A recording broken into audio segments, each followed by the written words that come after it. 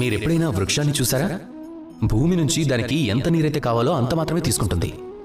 అలానే ఏదైనా ప్రాణిని చూడండి, ఈ ప్రకృతి నుంచి వాటికి ఎంత ఆహారం కావాలో అంత మాత్రమే తీసుకుంటాయి. ఆకలి తీరిపోయిందా వదిలేస్తాయి.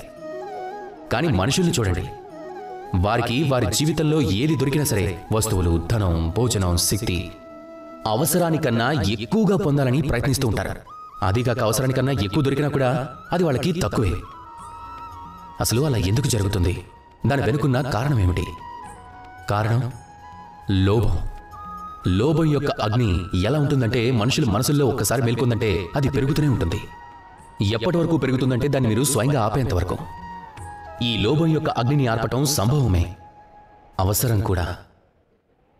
అవసరం అనే ఆలోచనతో ఇప్పుడు నేను మీ అందరినీ ఒక సులభమైన ప్రశ్న అడుగుతాను. ఎప్పుడైనా మీ మనసులో ఏదైనా వస్తువు పట్ల కానీ, శక్తి పట్ల కానీ, ధనం పట్ల కానీ, భోజనం పట్ల కానీ లోభం పెరిగిందంటే మిమ్మల్ని మీరు అడగండి, నాకు నిజంగానే ఇది అంత అవసరమా? ఏదైనా చెట్టుని అడిగి చూడండి, ఏదైనా ప్రాణిని అడిగి చూడండి, ఇది నిజంగా అంత అవసరమా అని. ఒకవేళ సమాధానం దొరకలేదంటే మీ మనసుని మీరే అక్కడే ఆపేయండి, మీ భావనలని అక్కడే వదిలేయండి. ఎందుకంటే అదే లోభం. ఆ విధంగా అవసరం లేని ఆలోచనలు తొలగి మెల్లమెల్లగా మీ మనసు లోభహీనం అయిపోతుంది.